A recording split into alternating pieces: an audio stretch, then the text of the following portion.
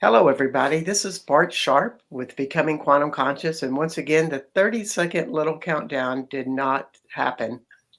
I could count to 30, but y'all would all be bored with that. So we'll just say this is Bart Sharp and Becoming Quantum Conscious. And you are at United Public Radio and UFO Paranormal Radio at 107.7 and 105.3, broadcasting out of the beautiful city of New Orleans, Louisiana, but also on the UPRN website and also on Roku, Facebook, YouTube, Spreaker, and other internet platforms. So we're all over the place, whether you're listening at night or in the morning or in the afternoon. We just wish you all hello and the best in this January day, in this new year, new beginnings. And as we were told last week by guest Karina Chrysler and astrological predictions of 2024, which was really a great show. If you missed it, you can catch it on YouTube on the UPRN archives. However, the message that I got from that is you are what you make it in 2024. And so be forthright in your dreams and putting them to action and deal with your stuff that always sabotages you, which is always good advice. And today we are working or having as a guest Tina Tina Kenny Clarke, who helps you get rid of a lot of that sabotaging stuff by leading people into spirit journeys, shamanism, into the other worlds. And so, Tina, welcome to the show today. Hey, Bart. I'm so happy to be here and to be talking with you today. Yeah, yeah. And you've been doing shamanistic work for quite some time now. Almost 10 years. Wow. And yeah, over 90 shamanic journeys and soul retrievals for myself and clients and friends. So I've done quite a bit of journeying. Yes, yes. It sure does put the changes in you. We're both in that shaman community.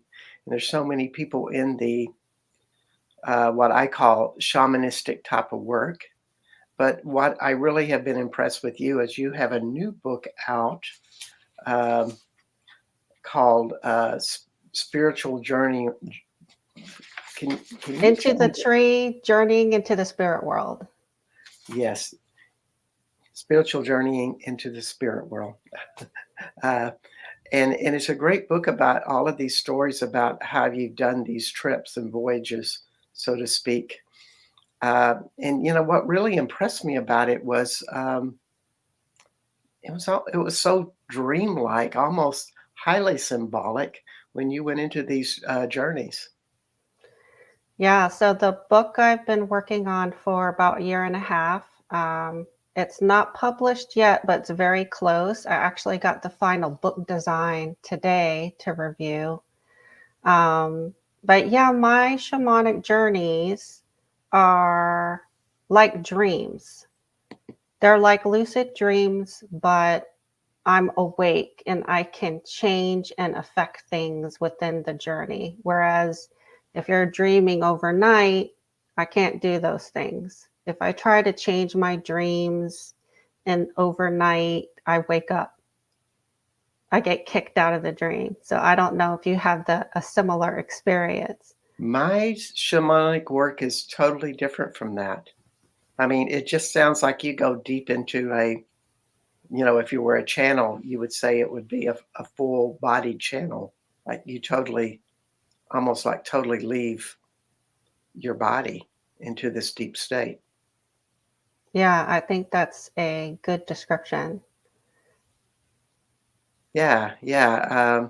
It's pretty amazing, and I kind of would like to start with one of these stories from the book to give people ideas. And if you are listening to the show and want to join in on the chat and ask Tina a question, we'd be happy to field that question.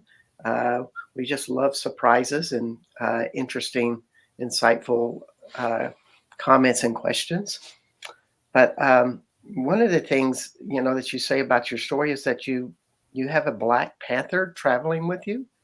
Yeah, Can so as part of journeying, and the way I teach it to my students as well, is I never journey into the spirit world without my power animals. So I have three, and one is a black panther, the other is a hawk, and the other is a rabbit. And so all three of these animals accompany me before I even enter the spirit world. And they are with me throughout the journey, and they return with me to this dimension, and then we depart here. We say our farewells here. Wow. Wow, that's cool. Um, and so it's a relationship that you interact with these beings, not only in the spirit world, but they're kind of a part of you, or Yeah, I think there are aspects of me that are either I want to embody more or are just a part of who I am, but they provide some sort of companionship and protection during the journeys, because Mhm. sometimes you go to strange places and see strange things, and it's good to be with a companion, that's there looking out for you, keeping you company. And if you do read my book, I'm accompanied by all kinds of beings, and my journey is not only my power animals who are always with me, but sometimes angels, archangels, spirit guides, even um, beings like Ganesh or ascended masters like Gandhi show up in my Mm. journey. So I never know who's going to show up. Mm. And you can actually see these beings, like they're just kind of like a part of this dream world that's inside of you. Yeah. So it's a you see I see everything like I do now in the physical world. I see Wow. it in color, full color. I feel it. I feel and I smell. And so I have all of the senses in the spirit world. Wow. Well, that's really deep stuff. That's quite a talent, because a lot of people do. And the shaman title has appeared rampantly throughout, you know, the alternative New Age metaphysical communities over the last 15 years. And there's so many different ways it's expressed and done, but this is just really amazing. I don't meet many that have such visions with that. Uh, that's exceptional.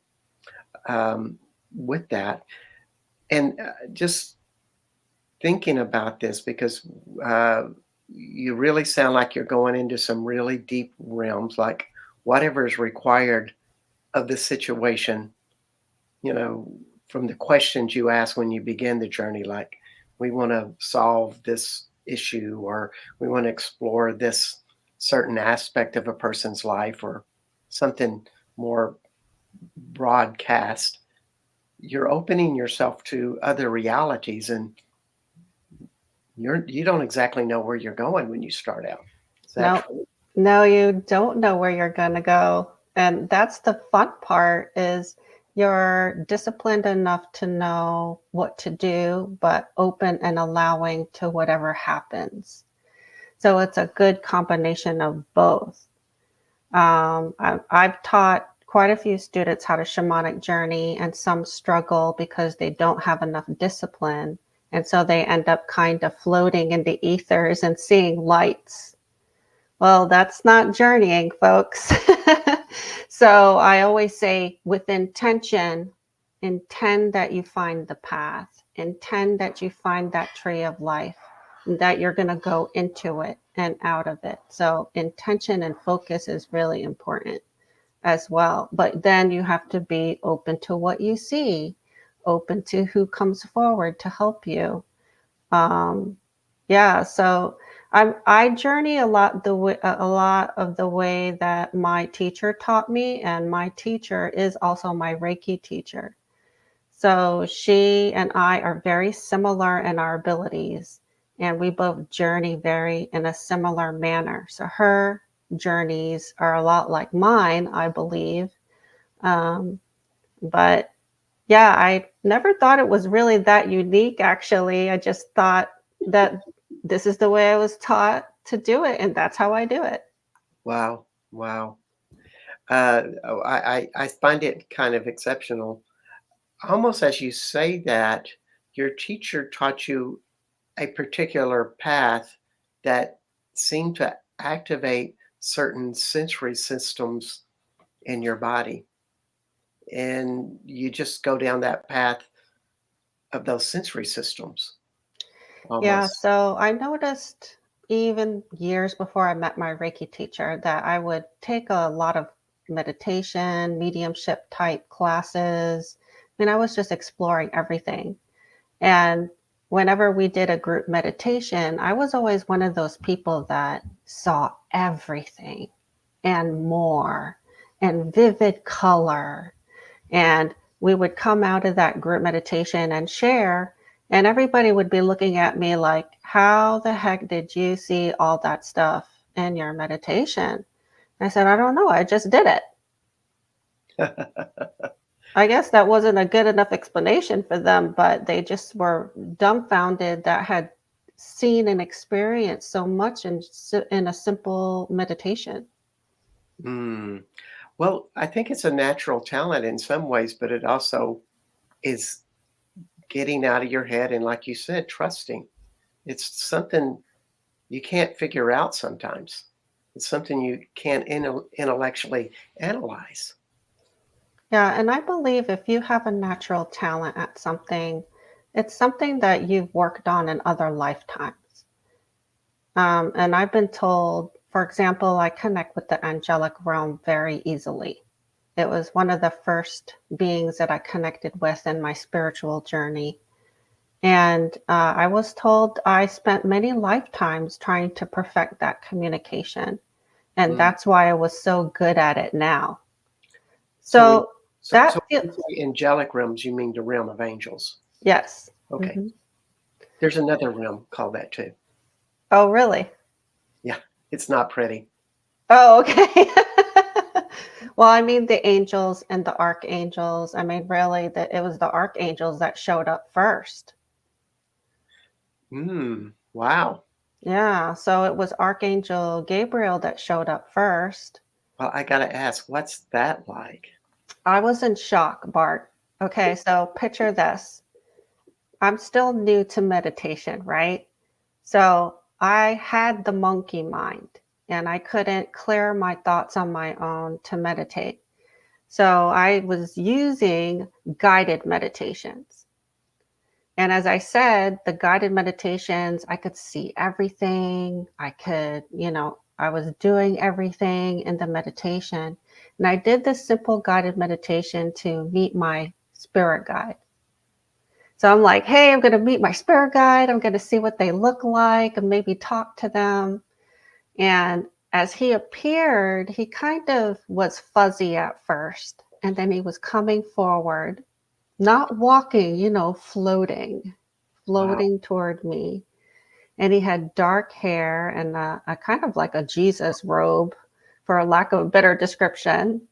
And he had wings on his back. And the guided meditation lady is talking, and she says, well, look at your spirit guide and look at what he looks like and ask him what his name is. And so I asked his name, and he said, I'm Gabriel. And my jaw dropped to the floor. I was like, do you mean the one in the Bible? And the lady keeps talking, and I'm like, wait, wait, wait, wait, wait, wait. Like, I need to pause this because I need, to kind of figure out what's going on here. But he's like, I'm the one in the Bible. That's me. Yep. I said, well, great. I was just expecting a spirit guide. No offense, spirit guides, because I have a lot of them. But Well, I have two questions. One is like, what did it feel like a higher vibrational presence when you were there? Do you feel like something like amazingly different when you're around a presence of someone like Gabriel? Yeah, I think that I can adjust to their energy frequency pretty easily. So it feels like a personality, a spirit with a personality. Hmm. And over the years, I've come to recognize his personality. So when I call on him, of course, he always shows up and he has this very quiet demeanor, kind of always in the background, but always there. But you would compare that to Archangel Michael, who like comes in like, you know, lightning bolt. What did you say he's like that? Like a lightning bolt? He just like, comes in here and it's all like big energy and, you know, Well, he doesn't have feels sword for nothing, you know. exactly. Yeah, that's amazing. Do you think it's changed your life since you've been going into those rooms? I mean, like your vibrational being? I think it has. For some reason, I can go there. I mean, I've been trained in theta healing, and theta healing, you have to go up to creator. And I go up to creator all the time and talk to creator. He's not real talkative, but if you if you ask him for a message, he'll give you a quick message, and it's not an ongoing conversation or anything. Like none of these beings are really that talkative. Hmm. Yeah. And they seem to show up from what I understand of what you're saying. I want to clarify this. They show up when they're needed. In other words, if you're going to a maybe a more explosive, I don't want to, or world where there's a lot more darkness, these guys might show up because you need them. Oh yeah. And I do a lot of clearing work. So I always call on Archangel Michael. And I just like having him around when I'm dealing with difficult spirits. Mm. They seem to be, they cooperate better when he's here. If I end up arguing with them sometimes, and I get tired of it, and I go, well, Archangel Michael, please come here because I need to do this, and he'll show up and they'll just clam up.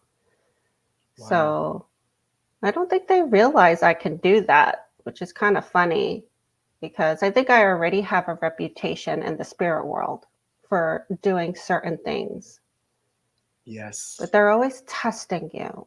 Like they don't believe it. And you have to show them and tell them, well, didn't you hear about me? Didn't you know this is what I do? Well, you have a certain authority about you. Tina came on one of my France tours, and that's where I met her. And she was telling me her nickname as a teenager was Tough Tina. So Yeah. I didn't see that as an adult woman that had diminished any by any means. But we were all doing amazing spiritual work, almost like we were all in a past life together, uh, doing work. And we just, second day of the tour, we go into a church and everybody gets in a position, but we had not rehearsed this, talked about it, but we just went to locations within this church and started activating things. And I'm going, wait, this isn't rehearsed. And it became quite apparent when we were Atlanteans healing stuff. Incidentally, that church, it was, for all of you French friends, it was Cuvier sur Noble, which is real close to the Gorge of Galamoose and Hermitage de Galamoose. But it was a really kind of dirty, dusty church that wasn't taken care of. And Tina and the group made sure that by the time we finished that tour, we had energetically cleansed everything that we could.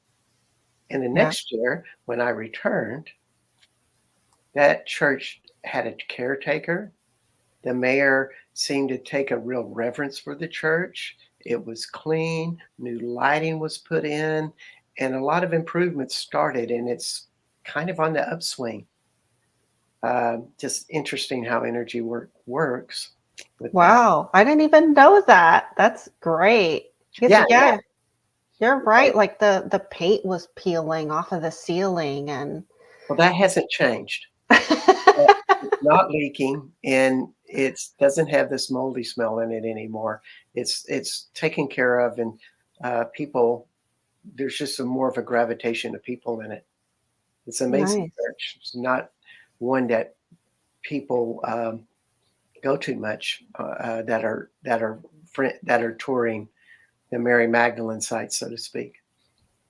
You mentioned earlier about monkey mind, and for people who do not know, and by the way, if you have a question for Tina, please type it in on the chat or just say hi. Uh, and this is Tina Kinney Clarke, author of uh, Into Spirit the tree, journey Journey. to the spirit world. Yeah, why am I getting stuck on that? So we are interviewing, and she has a second book, uh, mental. Uh, Holistic Mental Health, Volume 2. Thank you. Uh, and that sounds like a really interesting title. Um, but you're talking about the monkey mind, and could you give the listeners advice on how they can reduce their monkey mind? Yeah, monkey mind means that you're just allowing your thoughts to kind of rule the show. They're telling you what to do, telling you what to feel. You're reacting to it without managing it or controlling it at all. And one practice that's really effective for monkey mind is practicing mindfulness, which is just really focusing on what you're actually doing in the moment or feeling in the moment or using all your senses and focusing on the moment. So an easy way to do this is to go outside and, you don't even have to go anywhere. Just go out on your front porch, look outside. How does it feel? What do you smell? What do you see? What do you hear? And that brings you to the present moment, which means you're not thinking about anything. You're not thinking about the past and you're not thinking about the future. You're just being present. So it's a practice like meditation and yoga, and all of these things are practices. And the more you practice that, the stronger and better you're going to get at it. Good answer. Um, and it's always a practice because you're learning how to be present instead of the future or the past, which have less relevance for us with that. And just so you know, you are on United Public Radio Network 107.7 and UFO Paranormal Radio Network 105.3 on cable television Roku. You can tune into us there as well as YouTube and Facebook and on the UPRN website. And this is Becoming Quantum Conscious. And my guest today is Tina Kinney Clarke. I'm Bart Sharp. And Tina sent me a couple of her stories. And I wanted to read one of them real quick. It's just a half a page. And maybe we can just kind of talk about this because I think it's a really good symbolic story of how this stuff works. So this is about, it starts with my Black Panther reassured me that someone with guardian energy like me is usually big and strong and gave me a red rose as a gift.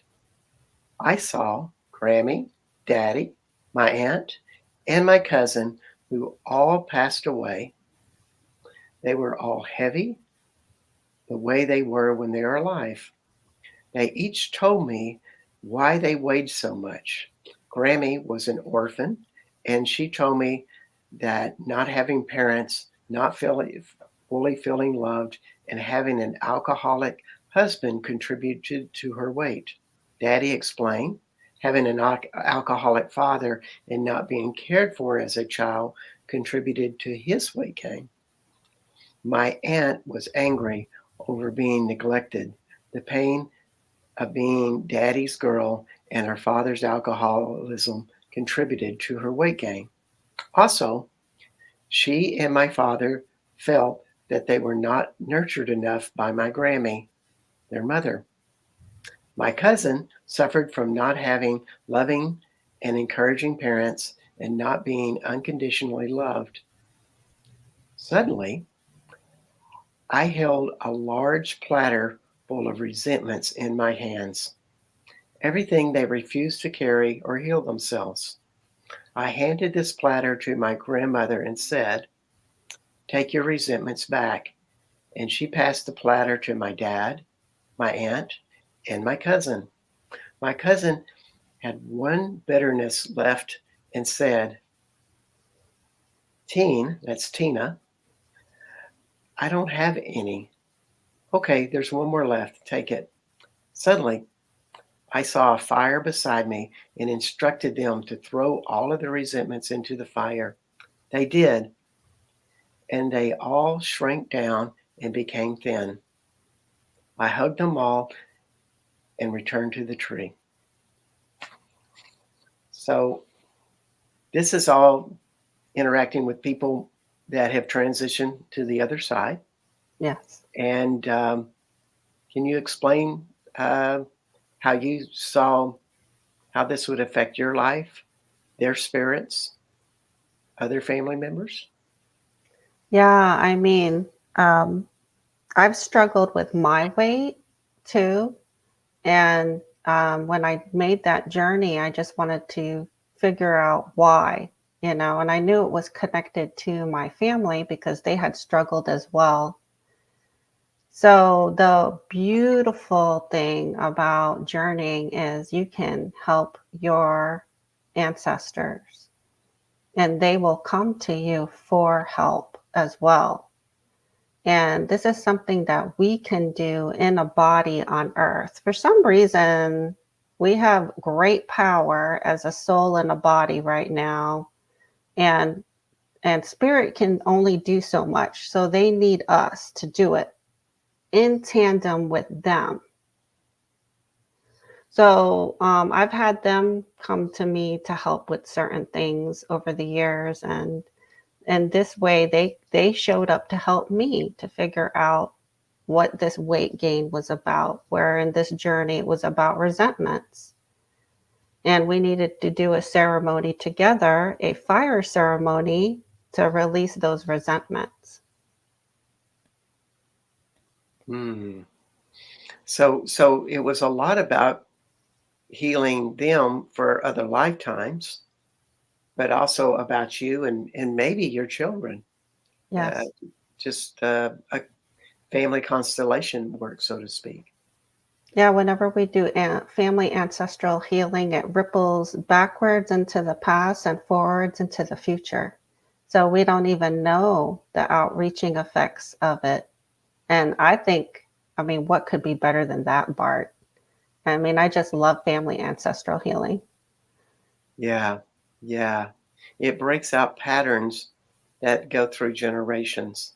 And I suspect, though, it even works in communities as well, because it's you're dealing with the collective consciousness. Right. So it affects everybody. Everybody's impacted because we're all connected. Yeah, yeah, it's wonderful stuff. Um, it's almost like dealing in a what I call it's like when I work in shamanistic work or do energy work in general, I always call it a holographic effect. Um, in other words, it's a very nonlinear world and it takes me to various places. It's almost like looking into a faceted of a diamond, and one facet takes me into one reality while the other takes me in the other. And if I resolve one of those areas, it helps the whole diamond, so to speak, uh, become more whole. And thus, there's more empowerment in my life. It just seems like whatever I want to do seems to be easier, seems to come to me easier. Yeah, with journeying, you have a whole world open up to you. One of the methods that I love to use for family ancestral healing is going to the ancestor where the problem started. Mm, So you go and find and meet that ancestor, find out what their challenges were, and then you ask, or I ask them to participate in healing that within themselves and within the family line. indeed. So that takes you on a journey, and one person represents the entire family of not only their children, but generations before that. Right. Wow. And your spirit guides come along, and whoever is needed seems to show up. Yes. Have you come into any times where you felt like something uninvited that didn't belong in this? I don't want to call it this predictable journey because nothing is predictable in those realms. But you know what I mean? It's like there is some predictability with it. Those surprises happen, but sometimes something comes in that doesn't belong there at all. Maybe something dark. Yeah, I have had encounters like that, but usually when I didn't invoke my angels and guides before I journeyed, or if someone else was guiding me in a journey and they didn't do that. Hmm. So for some reason, I have to be 100% every time prepared in the beginning. I need to give my angels and guides a heads up. I'm going to shamanic journey. I'm going to do a meditation. I'm going to do whatever I'm doing. And everything seems to be a lot better that way. And nothing shows up that doesn't need to show up. Does that make sense? It does. And I think you brought out a good point is that you ask them to join in. And if you don't, you do not have as much power. There's something to do with that request or that invitation that allows our angels or spirit beings or guides to come in. Otherwise, they can't. Is that how you see it? It's like I picture them being very busy, Oh, multitasking. And, imagine hearing all of the all of the people's prayers and thoughts and requests at the same time and trying to sift through all that information. So I imagine they're kind of busy, and when I need to give them a heads up, I need to say, "Hey, I'm about to do a shamanic journey for Bart right here, and I need you here with me." wow. And that gets their attention. They're like, "Oh, okay, we're here." I think that's a part of higher dimensional awareness is that you can be at many places at once. And as we go to these sites in southwestern France, I'll go into caves or various places, and it feels like there's spirit beings that are there within the rocks themselves. And like a part of the spirit is there as a guardian and or an overseer or something that magnifies the energy. And I know it's a being, it's not organic like coming up from the earth. And always what I got from their interpretations is these beings can be at many places at once. Now, I don't know what dimensional level you have to be to have that talent and ability, but it sounds really interesting. I think it's important. It's part of the intention.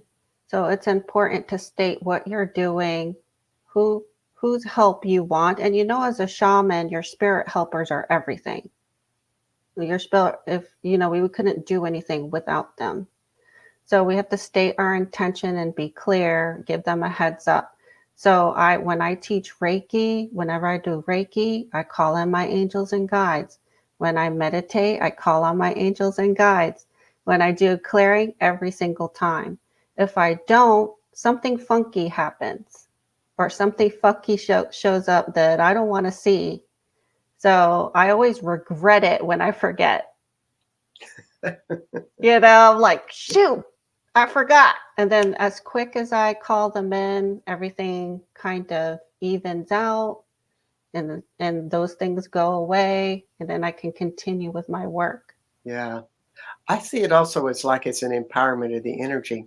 Just like um, if I'm working with another person, the two of us together focusing on the same intention makes it so much easier to do the work, stay focused, bring more energy into the situation, but also that applies with your spirit beings. It's just a bigger energy funnel, so to speak. Oh yeah, and I've realized the power of working with others and in groups, and it's so much better. It's so much more enjoyable, even though I do enjoy it doing my own, but with others, it's like they're giving their energy too, and so it's even more powerful.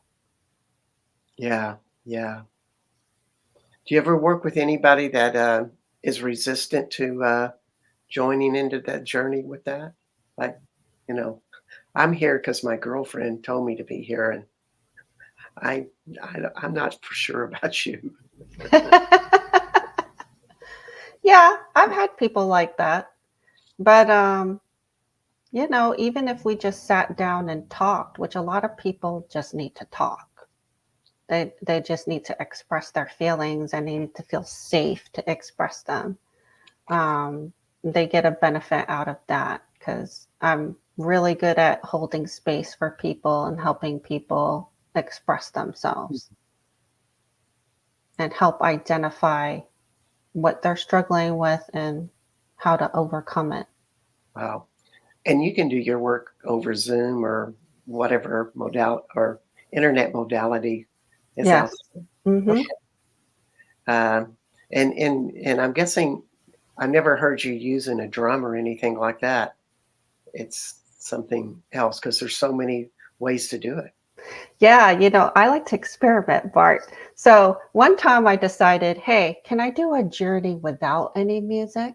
I usually play drumming music, like um, not playing my own drum, but I'm playing a CD or MP3. So I decided, hey, I'm gonna take a hot bath, and I'm gonna journey without any music, and I could do it. So I actually don't need the music to do the journey. And I've also journeyed with Tibetan bowl music on the request of my student because he didn't like drumming music. So we tried different kinds of music with him. So yeah, you can journey with music or without music. I can speak for myself. Okay. Everybody's different. I never use music. I'm more like in this conversation and uh mine has none of the dream stuff. I just feel the energy in a person where the limitation is and ask where the shadow is and go talk to the shadow. It's a very different concept than what you do. Um, and it works. That's all I can say. Um, but it's different for everybody. There's a lot of different things. And so when you talk about your book, Journeying into the Spirit World, that's going to be released soon. What what do you want to teach the reader when they? What was your intention to educate? I wanted to show the reader that the spirit world is a real. It's something that is around us all the time, that is real, a place that we can go to, and that we're not limited to places. For example, I've journeyed into the land of the ancestors. I learned about the land. I was like, well, let me go and journey on it and see what it's like. And I met with some of my ancestors there. So it just shows you how magical the world is and that we're multidimensional. We may be a physical being, but we're a spirit and we can travel and we're not limited by time or space or location. And we can receive answers and guidance in these places. We can receive help. There's so much help out there. Wow. That sounds so wonderful. I'm just thinking about all the people that have a tough time with this reality, and and if they could jump into this world, uh, it may give them just relief to know that, you know, they're part of a bigger picture, that there's so much stuff going on. And to me, that's reassuring that I'm just, the more I make my own life smaller, actually, I think that's the better way to go. The humility gives me peace, it gives me self love. Um, anyway, um, And you know what? It's fun. If you learn how to do this, if you get the right training and you practice, this is one of the funnest things I do. And I try not to do anything that's not fun in my realm, right? There's yeah, so many modalities, so many things we could be doing. We do the ones that we enjoy the most. yes. And Tina has two teenage daughters, a husband. It's looks like a normal family, actually. Lives on the beach, or lives near the beach. And, you know, um, how does your husband handle this? Because he looks like a real normal guy, like he works in a corporation or something. Yeah, he's an engineer by training, but he's used to it now. In the beginning, he had a hard time with it. And he would say, "Oh, you changed so much." And I said, "I didn't. I just became more of who I really was. This is who I really was." So he got used to it. He's a skeptic, but he's a believer now because he's heard so many of my stories, so many of my clients changing, healing. And so one day I said to him, "Hey, you believe me now?" And he said, "Yeah, I do." And I was like, "Good." I think I'll keep you then. But I try not to give him too much information because he gets this glazed look when he starts to get overwhelmed. Yeah, So I keep the deep woo for my best friends, my tribe, the yeah. clients that are really, really open and used to it. And then I share a little bit here and there with Mm. him. Yeah, I kind of get it that, or at least in my own life, being a guy doing this type of work, it's very private for me. I, you know, the people I work with, they're right in with it with me. But beyond that, it's like, I go back to doing whatever I do, after the session, and it's there. And I'm kind of in that realm. Yeah, same thing with me. I'm still doing the 3D things. I'm still cooking dinner and taking the kids to school, but then I have this other side of Yeah, my life. And and even in those everyday tasks, I'm watching nature, reading the signs, and I'm paying attention. So it's all magical. My whole life is magical now. yeah, Even when if I'm driving my daughter to school, I'm noticing the birds. I'm noticing the trees, my thoughts, my feelings. exactly. It's that's what really got me convinced to go into this consciousness stuff, because my teacher at the time, Gary Douglas of Access Consciousness, I asked him, well, if we become fully actualized after we die, why don't we die and just get it over with, and move on, go into the real fun stuff? And he goes, just think about how much fun it would be to experience all of these aspects of life, but be fully conscious and all the sensations and inputs and expansions of all it would be that people are dying to have those things in other worlds the way humans have them. We are in a very unique situation being a human being because we have all of these options of pain, joy, love, sex, eating foods, being poor, being sad, being in joy. And they're all extraordinary experiences. So that's what convinced me to, like, just jump off the cliff and get into this stuff fully.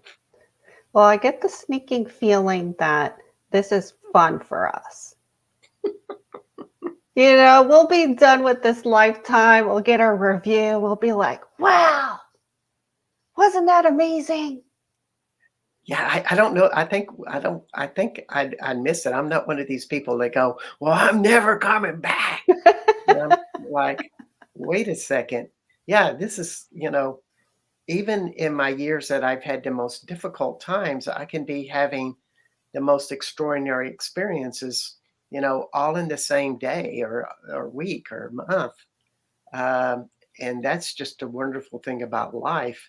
And as we see about 2024, the lesson is, can you really focus on what you would like to create and all that fun and have that experience? Yeah. Yeah. So, can you tell us a little bit about this other book you've brought up, um, Holistic mental health. Holistic Mental Health? That's just such a intriguing title, and weirdly enough, I find it kind of daring. And then what was volume one like? If you've already volume two, it's like, oh, Yeah. It's what I call an anthology. So a group of 25 authors, and we each write a chapter for the book. And there's a lead author who's kind of in charge of it all, and the publisher who helps us write and edit and promote the book. So I've really learned a lot about being a more engaging writer, hmm, which I've always wanted to be more engaging. And it's fun. Like I said, you do group things, and group activities are funner. They're better. And the connections you make are great. that's a big part of what the mental health is being out in communities a lot of times. Of course, Right. there's some of us that love the hermit life, which has tons of benefits, but community is good as well. It, Yeah. and we discussed a lot of really good aspects about what holistic mental health is in just this interview, but is there any that we've missed that you'd like to share? Well, I know that my chapter of the book is about a personal story about how I overcame extreme PMS, and it's called PMDD. And yeah, PMAD, okay. PMDD. Oh, PM, I thought it was like PMAD, like, Basically, yeah. So I write about, and all these are very personal stories in these books. The authors are sharing their experiences and how they overcame them. And for me, a meditation helped me heal that. And it's a meditation that I've used with many of my clients and for myself since. So that's what my chapter in the book is about. So mm, it's a little scary when you're sharing all this personal stuff, but that's what people want to hear. They want to learn about you. They want to learn like who you really are and how you've yeah. overcome things. Well, when I read books, and I'm a big fan of these paper things that like are hundreds of little pages as opposed to a computer. But there's something in the magic of the book that your energy is transferred when I read the story.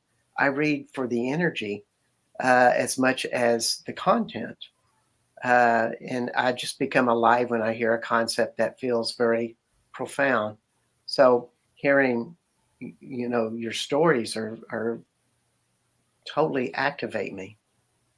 And you can imagine, and I don't know if you're like this, Bart, but when I read a book, I'm visualizing everything. Ooh, share. You know, when they're describing the person or describing, I have an image of the person. Ooh, So, and I'm not sure if others are like this, so I'll just speak for myself. please do. Yes. It's like you're journeying. Yeah. So I have always been this way. You know, I've always visualized everything. Like I would kind of test my students. I said, they're clairvoyants. And I would say, okay, sunset. Tell me what you see. Do you see a sunset? What are the colors? What does it look like? And if they easily can do that, then they are clairvoyant. They're visually talented. They can see things easily. Mm, wonderful. It is quite a challenge, and it gives some insight to why you do the shamanic work that you do, because And vision. plus, I had a very vivid imagination as a kid. I was very bored, and I would imagine all sorts of stories and conversations and yeah, because I was stuck in my little New York City apartment and I couldn't get outside without a chaperone. So I would play with my dolls and I had all sorts of conversations in my head with people, conversations that I wanted to happen. Wow. Yeah, and I don't know. I thought you always think everybody's like you, but I'm not sure now. No, no, no, no, because I do not have any of those types of visions, or a little bit, but it's all in sensations and messages, and I feel everything in vibrations, and I manipulate the vibrations. Hmm. I get some of those sensations, but it's very non-specific. I don't have this rich visual, and I think for readers or listeners, if you're going into shamanic work or you're curious about this stuff, know that there's lots of ways you can do it. And just Yeah. like this is a fascinating concept. Um, my guest last week, Karina Chrysler, with astrological predictions of 2024, told me that she had learned a concept from her husband's grandfather, who's Egyptian. They've come from a long line of Egyptian uh, temple workers. Doesn't that sound juicy? Uh, and he was saying that he felt like there was 360 sensory systems within the body or outside the body or both, which to me is just like jaw dropping. So I've been exploring what those concepts were in my own meditation and activation time. It's good food for thought. Yeah. And I Um, feel like a lot of this we do automatically. yeah, well, whatever you're ready for shows up if you're willing and you're listening and you're open. Right. I mean, like I have all these talents, but I'm not separating them out into segments. They're all being used. I'll pull on this or I'll pull on that. And, you use your whatever knowledge and wisdom and talents you have right now. But, Exactly. our culture, we like to label everything and separate everything, but they're actually not separate. Yeah, exactly. And a lot of them can't be labeled. Oh, We don't have words for them. exactly. Exactly. It's so hard to describe this and because there's not a vocabulary for it. Indeed. Indeed. So I want to ask you one last question, and I want you to think about it. And I'm going to give my ending remarks while you think about it. What message would you give to the listeners today? And while you're thinking about that, I like to say that we are with Tina Kinney Clarke, um, author of Journeying into the Spirit World and Holistic Mental Health, Volume 2. And you can get in touch with Tina at www.tinakinneyclarke, and that's KINNEYCLARKE, but that's tinakinneyclarke.com. You are on Becoming Quantum Conscious at United Public Radio and UFO Paranormal Radio Network on 107.7 and 105.3 out of the beautiful city of New Orleans. And we are being shown on Roku cable television. So that's why my hair is combed. And also on the UPRN website, Facebook, YouTube. And next week, we have Ricardo Gonzalez on Curanderism, which will be a wonderful show. He's been in the field for 35 years, knows a thing or two. And my name is Bart Sharp. So, Tina, what would you like to share with the audience? I would like to share that we are in very intense times right now. But I want everyone to know that we're here for a reason. I know that I'm not here to fail. And so we are here to change the world. It's going to get better, but we need to release a lot of stuff first. And that's what's happening right now. So find your joy in any small moment that you can, in any mindfulness practice if you can. And if you need help, reach out to Bart, reach out to me, reach out to somebody, because there is a lot of options out there. Indeed. Thank you so much for being on the show, Tina, and wishing you the best and wishing everybody the best, and I hope to see you next week on Becoming Quantum Conscious. Until then, we'll see you soon. Thank Bye-bye. you, Bart.